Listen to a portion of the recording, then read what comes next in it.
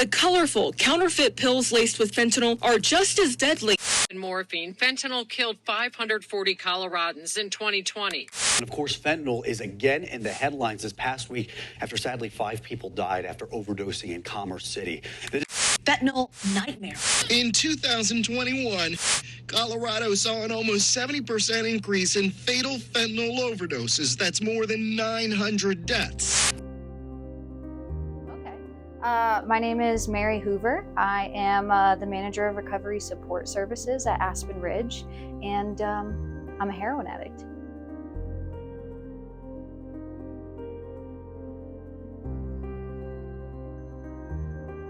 I'm Steve Sarin. I'm a marketing manager here at Aspen Ridge Recovery. I've been here since 2012.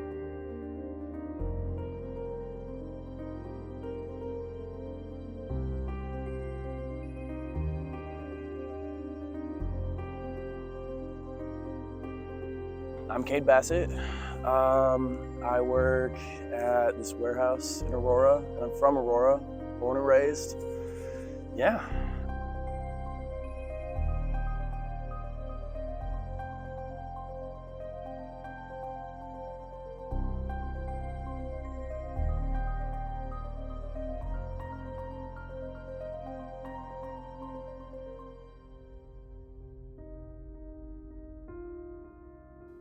I used for a total of 3 or 4 years, and it only gave that euphoric feeling for maybe the first 6 months. After that, it was constantly running away from being sick. And I felt like I had to use just in order to be normal.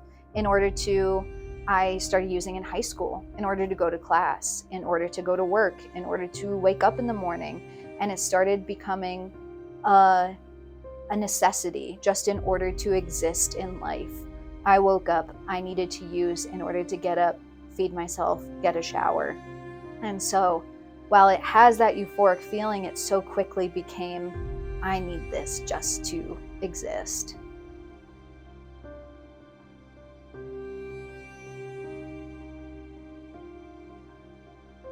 You know, after smoking them for the first time, it was like an instant rush. Like the high kicked in instantly. It was like,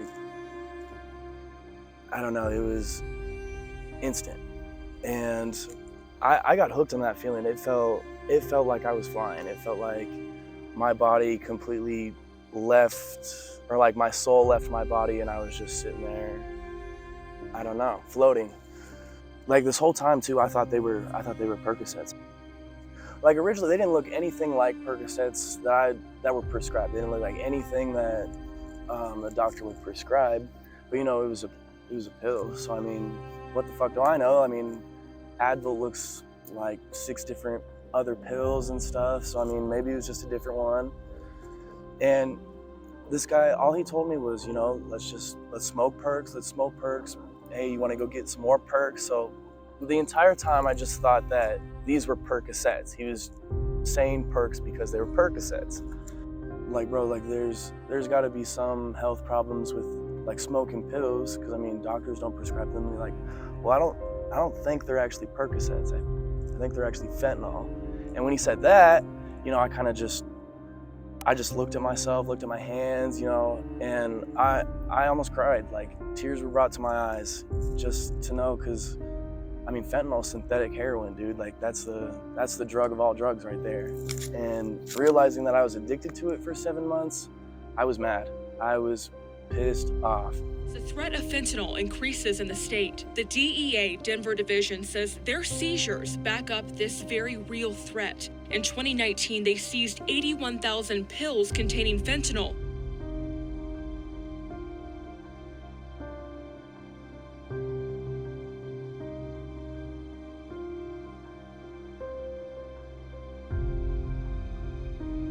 Everyone that recreationally uses a drug is at risk for a fentanyl overdose. It's in absolutely everything. Molly, cocaine, ecstasy, methamphetamine. There are counterfeit pills that are readily available that if you Google it, they're pretty convincing. The DEA website has some that are not great. If you saw them, you'd be like, this looks a little off. There are others that I've seen that look exactly like they came from a Walgreens pharmacy. Unless you were a pharmacist, you would have no idea that that wasn't a Xanax or an Oxycontin. Every single human being who wants to recreationally use a substance that's not marijuana is at risk. People, when they're starting off recovery, some of them relapse. And with fentanyl in virtually everything these days, all it takes is one slip for someone to die. You're in treatment, you haven't used in weeks or months, your body's tolerance dramatically reduces pretty quickly. And when you go back out and use that first time, your tolerance is down, it has fentanyl in it, everything has fentanyl in it, the odds of dying are just astronomical.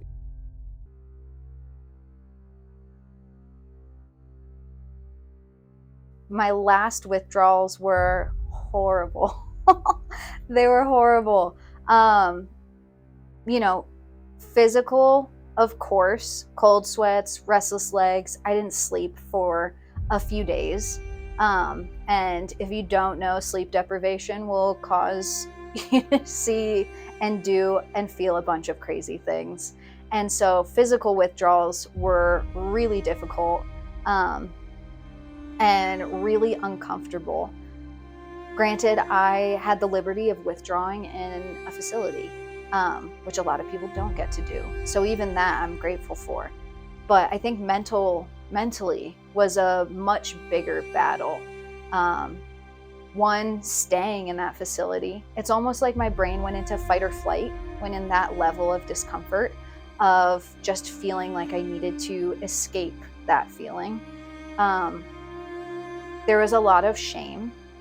Being sober and clear-minded also came with so much shame of coming to the realization of being 20 years old, sitting in rehab and thinking, this is what my life has come to.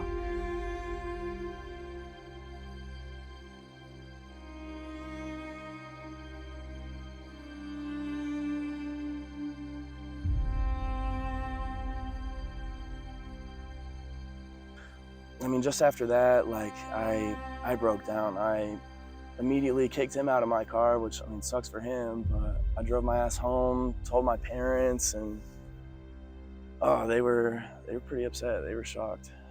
And, after that, I went to the doctors to do a follow-up check, and there's just irreversible damage on my kidneys. And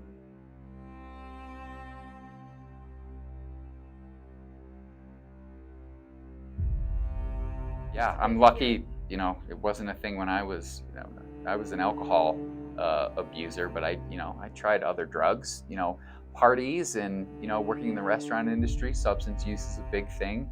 I've done cocaine a few times, and if I'd have done that now, who knows if I would be here. When I first thought about getting help, I was a college student and I didn't have health insurance at the time, not even Medicaid. So I looked into treatment knowing it was going to be expensive, but not knowing how expensive it really was. I enrolled in Medicaid and I talked to some places that treated the Medicaid population, and I was not impressed with the quality of services that they provided. So I didn't go to treatment. There was no way for me to financially be able to afford it. And I kept drinking for a few more years. And I got a DUI in that time. It was just years and years of misery. I was lucky enough to be able to reach out to a parent and ask for $25,000 to pay to go to treatment, and that's what I ended up doing. I needed that extra care of a treatment center to be able to get sober. So access to treatment is a huge problem. Now that anyone in the city can order fentanyl testing strips and the drug that reverses opioid overdoses, people in Denver just have to watch a 5-minute video before placing their free order.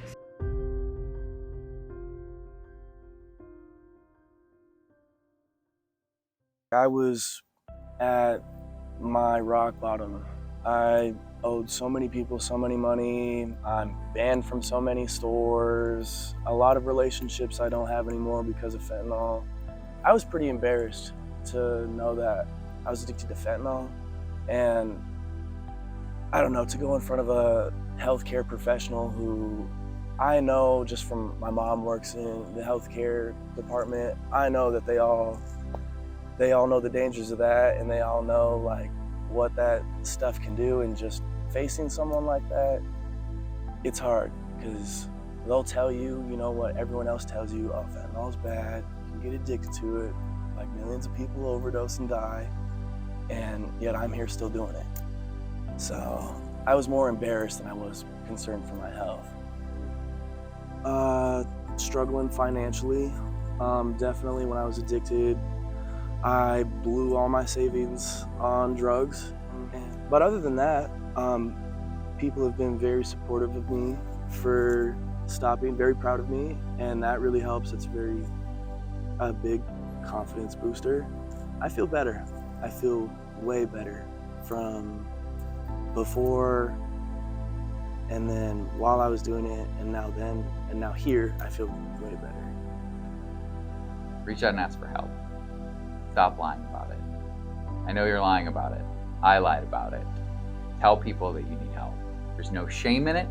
The life you deserve to live is out there. I know it seems hopeless. It's not hopeless. There is hope out there. There are literally millions and millions of people who recover from this every single year. It's not easy. It sucks. It's kind of a shitty process to get sober. You're gonna go through a lot of pain and a lot of hurt. But when you come out at the other side, you're not even gonna recognize the person you were before, the life you were leading. I think about it now, and I'm like, yeah, I guess that, that was kind of me, but like, not me. It seems like, it wasn't that long ago, it was 5.5 years ago, and it seems like a different person. If you're struggling and need help, you can call Aspen Ridge, or you can use Colorado's crisis line. It's available 24 hours a day, 7 days a week. The number is 844-493-TALK, or you can text the word TALK to 38255. If I was going to try something, I had to try it all the way. I had tried getting sober with these half-hearted approaches before, and they didn't work. And so when I finally sat down, had the opportunity to, but sat down and was like, if I'm gonna get sober, I need to try whatever it is, whatever pathway I'm gonna attempt, and I need to put everything that I have into it. And so I went to treatment, I went to sober living, I engaged in 12-step recovery and took every suggestion that anyone could give me because I was so desperate. And all of these things that people said might work, the gratitude lists that I thought were stupid, I was like, fine, I'm just gonna do it because you're telling me to. And the calling somebody every single day that what is this gonna do? Even the smallest suggestion, I tried it because I made this commitment to myself that if I was going to give myself a chance, it would be to take every opportunity, do it all. And if it still didn't work, fine. But it did. If I'm trying everything, something's got to work.